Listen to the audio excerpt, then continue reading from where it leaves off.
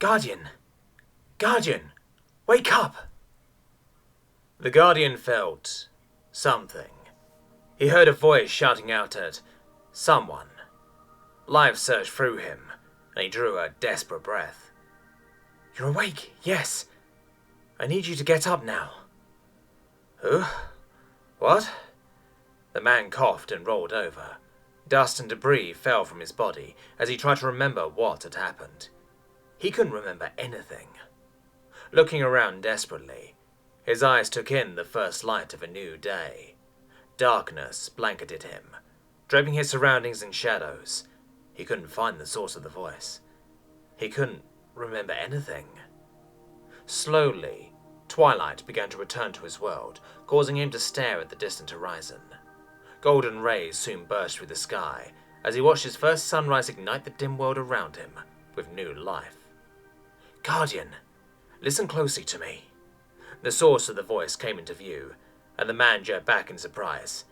It's okay, you're safe. I suppose you have a lot of questions.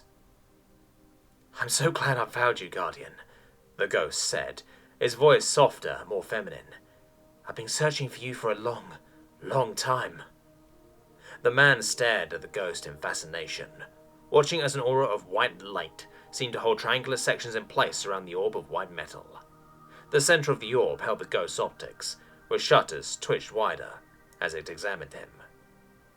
So, you're a ghost, the man said, reaching a hand out and tapping one of the 8 triangles that orbited its core, 4 that angled forwards around his eye, and 4 more that angled backwards. Yes, well, now I'm your ghost, the machine said, almost giggling as it rotated its sections rapidly, the front section rotating clockwise, while the reed rotated counterclockwise. Okay, I got that, and I'm a guardian? The man shook his head, still processing the excitable, rapid speech pattern. Yep, you were chosen by the Traveler to be one of humanity's protectors, the ghost said again. And I'm supposed to fight against this darkness, you called it? Yep, again. Fallen, Hive, various groups of no-do-gooders. The Guardian nodded his head slowly, still absorbing the information. He glanced down at his bare hands, opening and closing them as he felt new life, new strength running through his body. The tattered clothes he wore left him nearly naked, though the warm air felt refreshing on his skin. A soft breeze ruffled his hair as it sighed through the trees that surrounded the 2 beings, something that called to the Guardian as he took a deep breath, once again marveling at the sensation of life. Okay, sounds like fun. Oh, you never told me your name, he said, quickly looking at his ghost. Oh, right, I almost forgot. The ghost floated up to eye level, its white, gold-trimmed shell rotating again. My name is Gracia Moores. It's a pleasure to finally meet you, Guardian. The man gave an honest smile, his blue eyes framed by messy blonde hair as he rolled the name around in his head. He still couldn't remember anything from before he was raised, though he felt a familiar word when he tried to remember his name. Do you remember anything? Your name? Gracia asked, floating a little closer as her eye shutter narrowed. I think it was Juan? Juan couldn't help but gaze around in wonder as he and his ghost walked through a forest, heading to what Gracia had called the wall that surrounded the last city, humanity's last stronghold on Earth. The sun had risen higher in the sky, the time as well past noon. The hours of walking passed quickly as Gracia had filled him on the history of the world, the Traveler, and the basics of the city, and what it meant to be humanity's protector. So, Gracia, how long was I dead? He asked as they passed a destroyed town. He winced at the shattered walls of homes and the rusted shells of vehicles that lay strewn around the street. The forest had reclaimed much of the town. Trees had grown through the buildings, and thick vegetation covered almost everything. Walking a little further, Juan glanced back to find the town all but invisible, swallowed once more by nature. He felt a pang of despair at the lives that had been lost to the passing of time. don't know exactly. Hundreds of years for sure, Garcia said, floating lazily beside him. But that doesn't matter now. You're alive again. Juan chuckled at the lively chipper in her voice. He should have felt something about that, but there was no feeling of longing for his past life, no concern over what had once been. It was strange. Wait! Juan stopped immediately and dropped to a crouching position at the worry in Garcia's whispered voice. What? What is it? He asked in a sharp whisper as he strained his eyes and ears for any sound of danger. Garcia floated upwards a few feet before quickly diving back down. It's a fallen scouting party. Damn it. I was hoping we'd find another guardian before we ran into them. The white and gold ghost floated in front of him. You're going to have to fight them. Juan recoiled slightly. What? But you said I needed armor and weapons before I tried to fight anything, he hissed, finally hearing the sound of shuffling feet and strange, guttural clicking sounds coming from further up the path he was walking. I know, but they aren't going to wait around for you to find something, she hissed back, her path shifting rapidly as she glanced between him and the sounds. Look, this is a high light area. If you die, I can revive you again. You don't have to fear death anymore. Juan took a shaky breath as a primal desire not to die clamped onto his mind. Okay. How many are there? He asked, quickly looking around for anything he could use as a weapon. At least a dozen dregs, short and weak but fairly fast. They use knives, pistols and grenades. Juan gulped. A dozen? He'd yet to even see any other living thing save for some wildlife. How fast were they? How much would dying hurt? He looked down and once more lamented his lack of protective clothing. 2 shanks, floating machines with rapid-fire SMGs. Great. Awesome. Looking down, Juan picked up a large rock and hefted it to get a feel for its weight. Can't we skirt around them? He asked, really wishing he had something useful. No. The shanks would be able to track us. Shit. The chattering sounds were getting closer. He was out of time. Looking around, he leapt behind a nearby bush as the sounds drew clearer. Juan held his breath as the first fallen rounded the bend. Peering through the shrubbery, he got his first look at the fallen. The dregs looked to be about 4.5 feet tall, with slouched posture and strange, double-kneed legs. Scraps of blue cloth hung over what one guessed to be light armor and holstered weapons. They also had 4 arms each. They were walking in a loose column, 3 or 4 wide, as they clicked and chattered between them.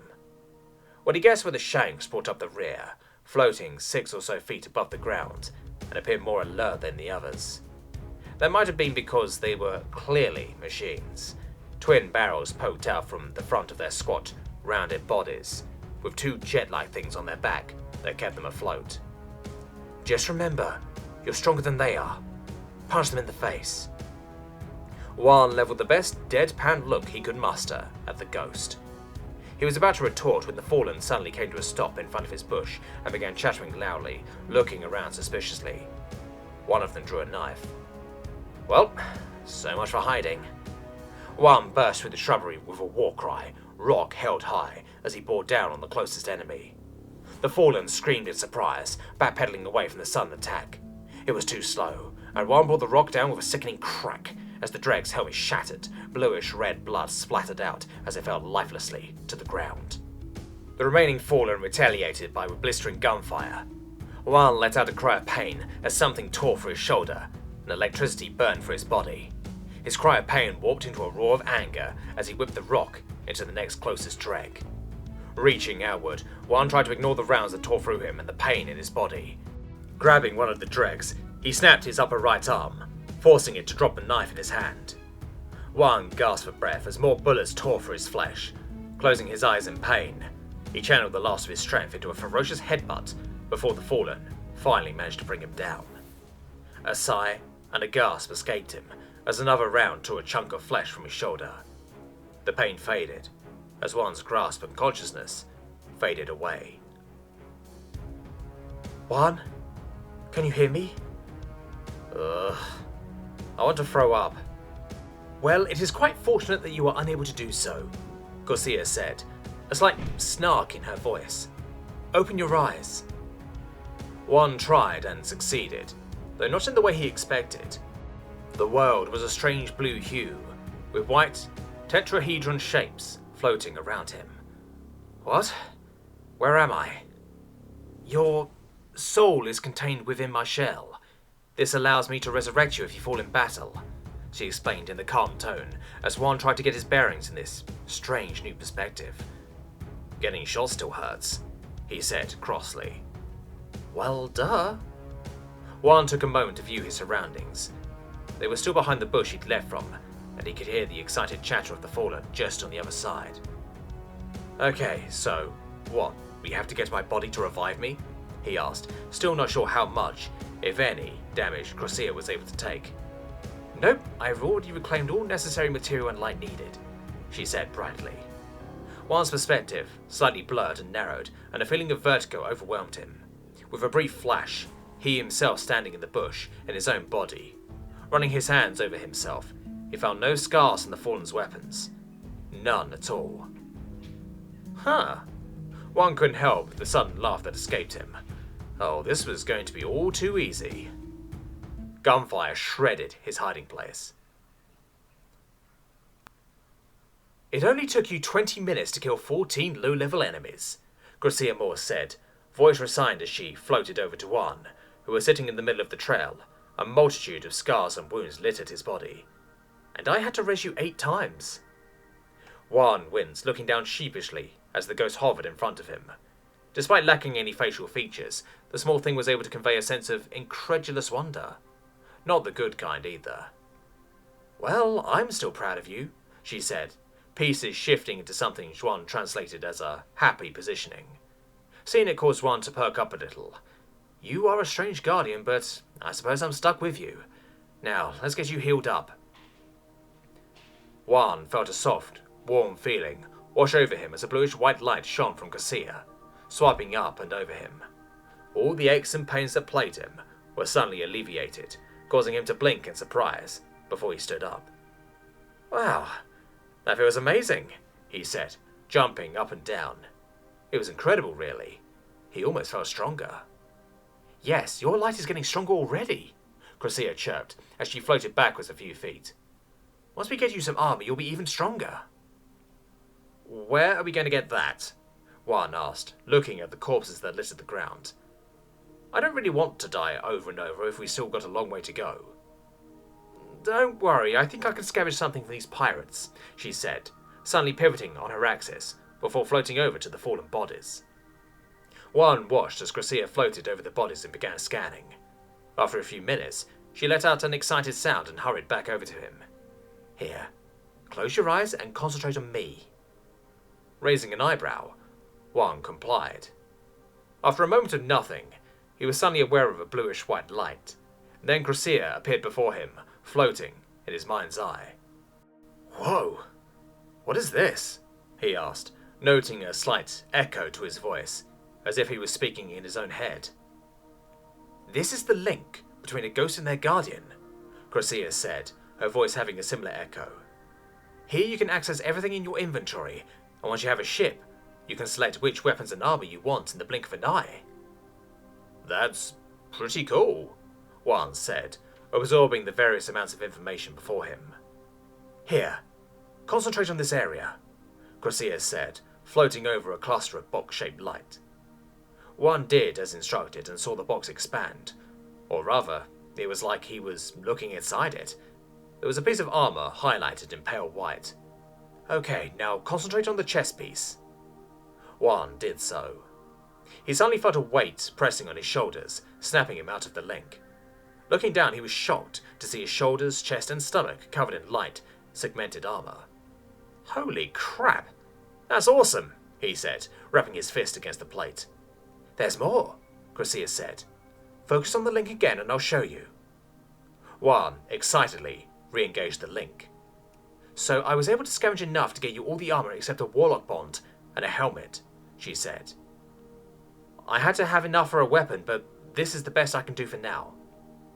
"Crassia, this is amazing," Juan said, repeating the process for his arms and legs, feeling the weight of the pieces forming on his body. He exited the link to look over his body. Gone were the torn rags he'd worn. In their place were sets of white, golden-trimmed robes.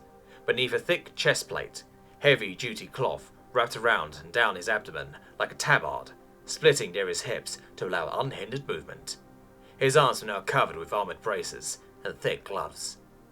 Looking down, Juan felt his legs similarly armoured with a material that felt unusually flexible, tucked beneath a set of greaves and tucked into thick, high boots. They felt lighter than he'd expected, proving not to limit his range of motion in any way. He felt lighter in general. He laughed and ran around in a small circle as Crassia floated nearby, laughing at him. After a few laps, Juan calmed back down, still marvelling at his gear. "I take it you approve?" Crassia said, floating towards him. "Hell yeah," he said, earning another laugh from his ghost. "Just wait till you get your hands on some higher tier gear. This stuff will feel like garbage." "Maybe, but till then, this should help me survive for longer." Crassia chortled as she floated forwards. "You still haven't seen your weapon yet," she chided, causing Juan to blink, then flush. Right. Weapon." He re-engaged the link and focused on the appropriate area, to the left of the link. Just like with the armour, the slot with floating text labelled "Primary" opened in his mind's eye. Sitting there was an auto rifle. The question of how he knew that was written off as "weird shit that's happened today," and quickly forgotten. Once the rifle was selected, Juan felt a weight settle into his right hand, and he opened his eyes. "This is a Pariah-class auto rifle," Crassia said, floating in front of him. "Pretty basic, but a reliable enough weapon to get you to the city." "Cool," Juan said, lifting the weapon in his hands as he examined it before holding to his shoulder with a disturbingly familiar grace. This time he made note to ask about it later, returning his attention to his ghost and her explanation. "So it's pretty straightforward. Point at whatever you want dead and pull the trigger," Crassia explained. "When the magazine is empty, press the release button and reach to your belt. Your chest piece will have a new mag ready for you." "Nifty," Juan said, as he sighted down the barrel of his new weapon. "Oh, hey, earlier you mentioned you could make a warlock bond? Is that the type of guardian I am? A warlock?" Crassia froze in place for a moment, seemingly shocked by the question before her triangle-shaped pieces drooped, and she gazed at the ground. I was so caught up in the excitement of finding you." Her voice was suddenly shy and soft. "And telling you about everything, I completely forgot to tell you about the differences and what class of guardian you are." "Hey, it's okay," he said, reaching out and patting her head. "Now that I've got some armor and a gun, you can tell me all about it." His words and actions brought immediate life back to the little ghost as she perked up. You're right. Okay, so here is the breakdown." The sun was setting as Juan reached what must have been an interstate or highway at one time, judging by the amount of rusted vehicles that lined the broken stretch of concrete.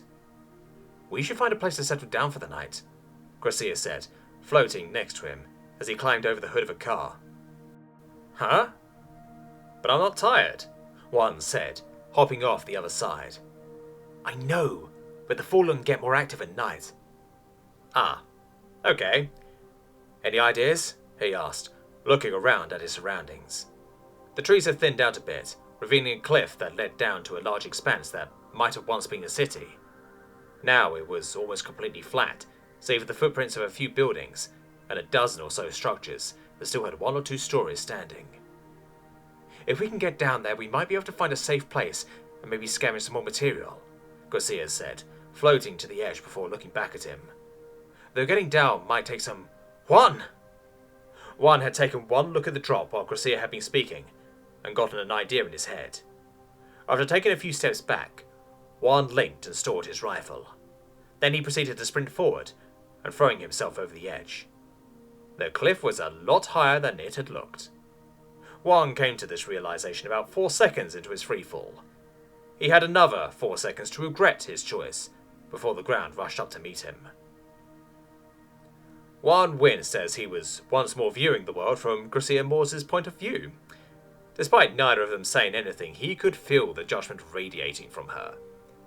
"I'm sorry," he tried, wincing as he was materialized at the bottom of the cliff. Garcia floated up to eye level, slowly moving towards his face, forcing him to take a step back. Then another, then another. Then he tripped over a rock and fell flat on his back. "How about," Garcia stated, "you think a little before you jump?" She continued to glare at him before mumbling lowly, "New reasons, I swear." Juan swallowed before he nodded his head rapidly.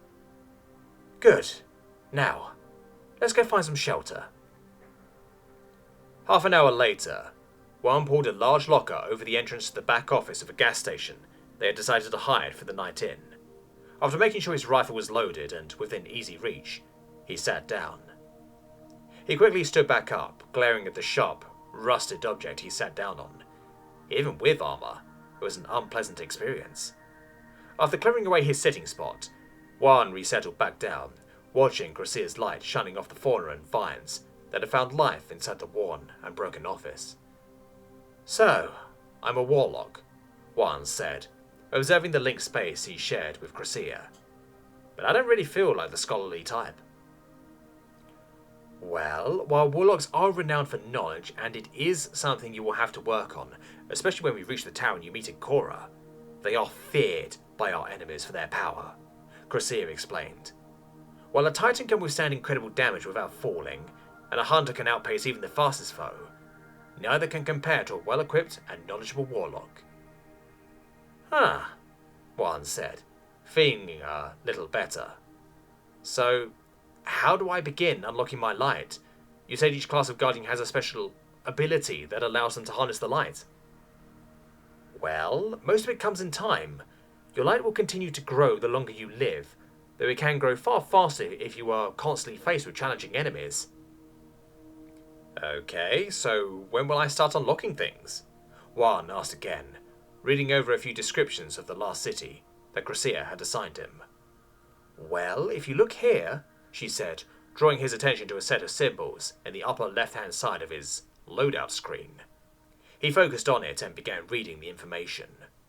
"Right here shows your, I guess you can call it your level, a basic measurement of your light. While it's not exact, it does give you a rough idea of how much more light you need to unlock certain abilities." "Huh, I'm what, almost 3/4 full already?" he asked, slightly confused. "Well, 3/4 to your first ability," Garcia clarified. "Most Guardians unlock either a grenade or an advanced melee attack first, and the bar will reset to show how much more light you need to unlock the next. As you grow in each class, and as your light gets stronger, so too do your abilities," she continued. "Most Guardians will find which channel of light they prefer the most. Between Soul, Void, and Arc, there is a lot of variety. Mastery over any one of them requires much time and focus." "Okay, and the highlighted one is what I am currently channeling?" "Correct. Right now you channel Arc energy. I'm not sure, but it might be because the dregs you fought were using Arc-type weapons. Your subconscious must have picked up on that and decided that is what you would begin with." "Huh," Juan thought, letting the information seep in. "So when I reach my first level, what do you think it will be?" Given that you were using your bare hands, I put money on it being an enhanced melee." "Okay, what do you mean by enhanced?" "Well, Arc Wardens can channel their light into their palms and strike enemies several feet away. I think they call it Thunderstrike. Anyways, it lets them cast arc lightning that can do tremendous damage to your foes. Some have even been able to make the lightning chain through 4 or 5 enemies if they're close by." Juan thought about that for a few seconds. How useful would that have been a few hours ago? He could have cut the whole fight down to a few seconds if he'd been able to cast something like that. "Wow, that sounds really useful," he said. "I kinda hope I get that first. You said others get a grenade?" "Yep. In time, so will you, and there are several types," Garcia said excitedly. "One type basically creates a small thunderstorm that lasts for 5 or 6 seconds, absolutely annihilating anything inside it. Another one can seek out and strike at 2 or 3 enemies in its radius, and with training can target even more. And the last one creates a pulsing orb that really screws over anything it touches. Juan was starry-eyed as she listed off the different things he could do. Now, I don't know everything about warlocks. We ghosts were given basically an overview of history on what each class can do. I didn't even know you'd be a warlock when I found you. So, this Ikora will know more? Yeah, she's the head warlock's vanguard. She is one of the oldest and highly skilled of all currently operational warlocks, and is our representative to the council and the vanguard. She sounds powerful, Juan said, imagining how strong someone would have to be to hold that position. Undoubtedly, Cressida agreed. She and the rest of the vanguard are some of the most experienced guardians out there. It's their job to help manage the defense of the last city and other colonies who need help. I can't wait to meet them, he said. I bet, though it may take some time to get there. How far do we have to go? Cressida's shell seemed to twist a little in discomfort. Well, if we had a ship, we could make it there in a few minutes, but since we're on foot and I couldn't pick up any other guardians on the comms, a few weeks at best? Wang grimaced. While he apparently didn't tire after walking all day, weeks' worth of walking sounded downright miserable. Not to mention any and all fallen he'd inevitably run across. Is there anywhere nearby that might have a ship? He asked, panning through the link to the map that Cressida had. Well, there is an old Golden Age shipyard about half a day's walk to the north, but it's pretty heavily patrolled by the Fallen, Cressida said. Unless we manage to be really sneaky, the chances of a captain, or worse, finding us are pretty high. Juan's brief hope dimmed. Oh, okay. I guess I'm not strong enough for that just yet. Not yet, but you will someday. In the meantime, you'll get stronger as we go, and I can make you more weapons and better armor along the way. Juan brightened up a little. While he'd yet to have a chance to use his auto rifle, the thought of having stronger gear and weapons was a decent consolation prize. Cressida had told him how she was able to use his light, along with materials she found on dead enemies, to craft ammo, weapons, and armor. According to Cressida, the quality of gear depended not only on his light, but also the material at hand. She'd also mentioned that the higher tier gear requires schematics or blueprints that had to be decrypted by someone called a cryptarch before she could make them.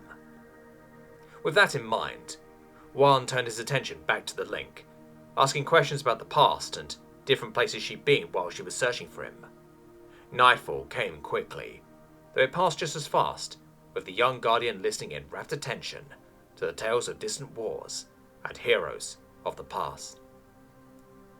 Morning found the guardian and his ghost walking through the remains of the town. Despite having neither eaten nor slept, Juan felt as fresh as he'd been the day before. Yet another miracle of this light he was now a wielder of. After passing through another destroyed block of town, with Cressida floating next to him, Juan paused as the ghost turned to look down a street corner. Memories of yesterday's fight sprung to the front of Juan's mind, and he whipped his rifle up, ready to fire on any enemies. The street was empty, as Juan glanced towards his ghost in confusion, only for her to float off towards a strange-looking plant.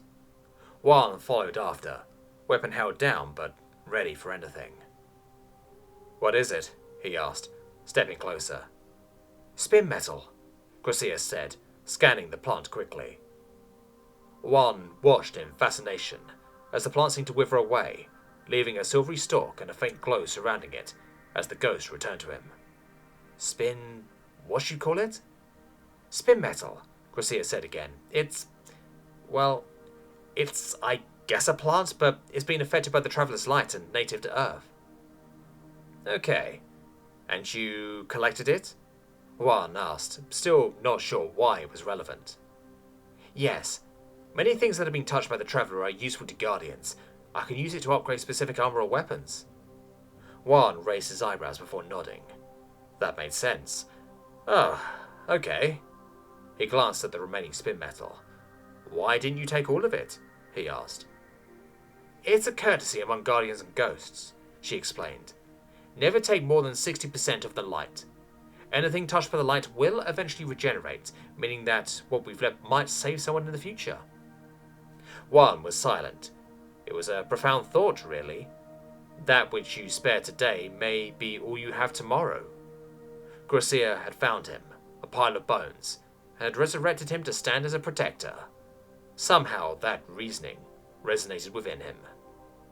So I take it we should be on the lookout for spin metal. On Earth, yes, Garcia said. Other places have different plants or other forms of organic life. I can give you a complete list if you'd like. Juan tried to hide his wince. How about you update me on all relevant resources for each place we visit, he said. After spending literally all night trying to catch up on humanity's history, hours spent studying geology or botany or whatever this was called, was not at the top of his to-do list. So, where exactly are we headed geographically? Juan asked, trying to deflect any future studying. Well, west right now and a bit south, Garcia answered, apparently not seeing his attempt at deflection. The Traveller is located near what the pre-Golden Age called Jerusalem. Right now we are somewhere to the north. We should be able to see the walls in the next couple days. Juan nodded, filing away the information while recalling the map he'd seen in the link. As they continued their trek, Juan still marvelled at the lack of strain his body felt. No exhaustion, no real strain. He was never out of breath. It was amazing. Passing one burned, abandoned town after another, miles fell behind them without notice. Every once in a while, Garcia would break off a little to collect more spin metal, breaking down the plants and storing the useful parts in the backpack she had created for Juan. She explained that after they got a ship, they'd be able to store any and all resources on it without the need to carry it around. Until then, though, Juan would have to mule it around. The terrain, while uneven, wasn't treacherous. The forest held wide paths that were easy to navigate. The trees cast a pleasant shade over the Guardian and his ghost as they continued on their way. Occasionally they'd pass ruins of towns or evidence of others passing through the area. Even when high hills rose up, there was always a clear path. It was nearing the end of the second day when Juan heard a strange noise coming from further ahead of them. Stopping and cocking his head, he picked up the faint sound of a motor or engine of some kind. Garcia heard it too. Sounds like a pike, she said. A fallen speeder with heavy automatic weapons. He perked up. You think we can steal one? Garcia hovered for a moment in consideration. Yes. Now that you've got a weapon, it shouldn't be too hard at all. Plus, it'll save us a massive amount of time. Juan nodded and shouldered his rifle as they drew closer to the sound. Looking over a small hill, Juan picked out a small camp of fallen, set in the middle of a clearing. He counted 6 dregs, 4 shanks, and 1 larger fallen, all of them lounging or walking around a collection of crates and small tents. 2 of the dregs had a speeder half disassembled, and appeared to be trying to fix it. 3 more dregs and pikes were just disappearing into the trees. They must be going out on patrol, Garcia said, watching at the trio before turning her attention back to those in the camp. That big one in the middle is a captain, she noted.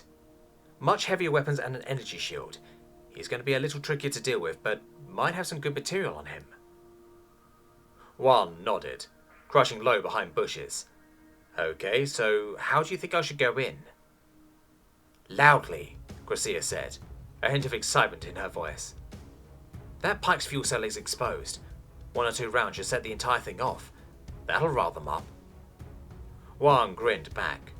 Removing his backpack, he flipped the safety off his weapon before crouching down.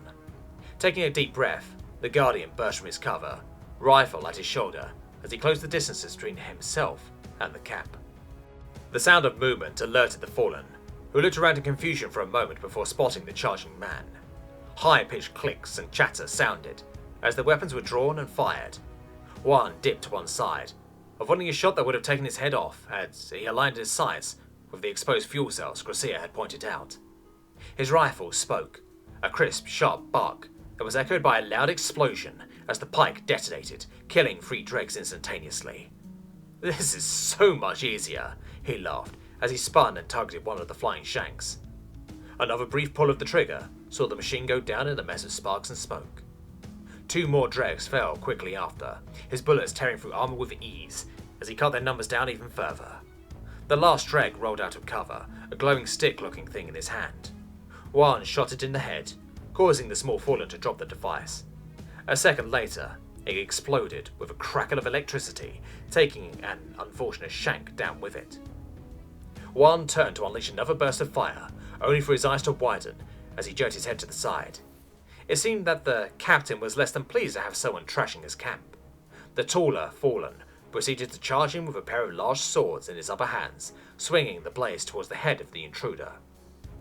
Juan kicked off the ground, barely avoiding the sweeping strike as he tried to build distance between himself and the captain. Taking his first good look at the bigger enemy, Juan had a moment to process the fact that the fallen was almost the same height as he was, if not taller, though far more muscular, and with a lot more armor. The captain huffed at him as if disappointed. The air around it shimmered blue as Juan fired his rifle again. Oh shit. The captain roared as the bullets were deflected, and it charged him again. Juan's eyes widened as dual blades bore down on him. Backpedaling, he emptied the rest of his magazine into the fallen to no effect. Hitting the mag release, Juan grabbed for a new mag and slammed it into his rifle, firing as soon as the blue energy rippled again. As the fallen dug low, holding his blades in front of his face before leaping forwards. The rounds continued to do nothing against the enraged enemy as it bore down on him. "Wait! That's a shot, Captain!" Juan heard Garcia cry out. Juan tripped on a rock.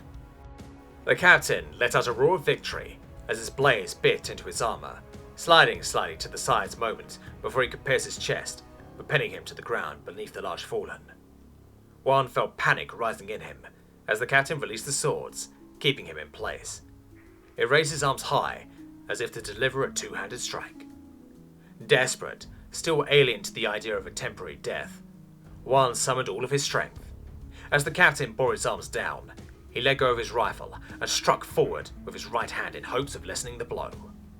Lightning lashed from his hand, the smell of ozone filled his nose, and a flash seared his vision as the bolt collided with the captain. A shriek of pain sounded as the lightning travelled through the fallen, singeing his clothes and causing his body to spasm. Juan stared in disbelief, looking between his hand and the fallen, as the shield around the captain visibly shattered. Blinking away his shock, Juan hastily grabbed his rifle and fired it with one hand, still pinned to the ground. The recoil nearly tore it from his grasp, leaving the barrel pointed somewhere skyward. The captain took a shaky step backwards, blood seeping from half a dozen holes that trailed from his hip to his shoulder. Another growl broke from his mouth, before it dropped like a stringless puppet. Juan watched the still twitching form for a few seconds, not quite believing what had happened. A bullet glancing off his armor reminded him there were still enemies in the area. Reaching up, he ripped one of the swords from his clothing, still flat in his back, before aiming at one of the final shanks. The machine burst into sparks and flames, quickly followed by his kin. Juan took a deep breath, simply glad to be alive and not dead, before removing the other sword that held him to the ground. Standing up, he reloaded again, as Garcia floated over to him. "That was amazing," she said, hovering in front of him. "Looks like I was right. Enhanced melee for the win." Juan couldn't help but smile as she zipped away from him to begin scavenging the fallen enemies, a sense of pride swelling up inside him as he cradled his weapon in an easy hold. While Garcia was busy, he wandered over to the speeders, hoping one of them worked. As he was inspecting the strange controls, Garcia came back, her pieces shifting rapidly in what he guessed was excitement. "Link up," she chirped. Juan did so, slipping into the familiar place he shared with the ghost. Garcia quickly directed him to the armor slots, which proved to have a new item in it. It was a helmet. Juan examined the piece in his mind's eye. It had a narrow viewport covered in a black, glassy material that ran down the front, with a golden trim around it. White, swept-back plates served to protect the front, while the rear had a series of downward swept plates, also trimmed in gold. Grinning to himself, he focused on the helmet and felt the weight settle onto his head. Exiting the link, Juan blinked in surprise. Given how narrow the glassy material was, he had expected his field of view to have been severely narrowed. Instead, it almost seemed larger. On top of that, there were multiple holographic projections displayed across his view. Garcia quickly flitted into view. "Now that you have a helmet, you look like a real guardian," she exclaimed. "Oh, you're gonna love this." Before Juan's eyes, Gracia seemed to break apart and vanish into his armor. Before he could ask what happened, he heard her voice again. "I'm still here, but now I can fully interface with you," she explained. "While I can basically do the same thing outside your armor, this helps keep me out of direct fire." "Ah, that makes sense," Juan said, moving his head around. Just like with the rest of his armor, the helmet did little to impede his range of motion. "This also lets us speak privately," Gracia continued. "I can add overlays, waypoints, and feed details into your HUD more easily like this." A diamond shape appeared in the left-hand corner of his view, drawing his attention to the pikes, specifically one farthest from the one he'd blown up. "That pike is in the best condition," Gracia said helpfully. "Okay, how do I make it work?" "Well, hop on, and I'll see what I can do." The night was fading as the first light of the third day ignited the horizon. Juan powered down the pike, crawling off the machine and standing upright. He sighed in relief as he felt his joints pop. They had been travelling at full speed for hours, nearly all night, and he was in desperate need for a little stretch. Gracia materialized a moment later, the pieces of a shell flexing outwards for a moment before she began to flit back and forth, apparently agreeing with him. Walking around in a circle, Juan examined their rest area. They had stopped on the crest of a low mountain range, the sun peeking past the horizon to their left, lighting the horizon in the blaze of pink and orange. The Guardian paused at the sight before reaching up to his helmet, carefully placing his hands to the side of his head and lifting it up. The headpiece came off with no resistance, letting the breeze ruffle his hair as he watched the first rays break the horizon. Rays of golden fire chasing away darkness, forcing it to hide in what shadows it could as the sky bled orange and pink and blue and yellow. Juan stood in absolute silence, barely daring to breathe for fear of shattering the majesty of the new day. Gracia slowly floated up by his shoulder. Juan spared a brief moment to look over at the little ghost, her shell abnormally still as she gazed reverently at the new dawn. They stayed like that, neither speaking as the minutes passed by. Juan wanted to say something, but had no idea what to say.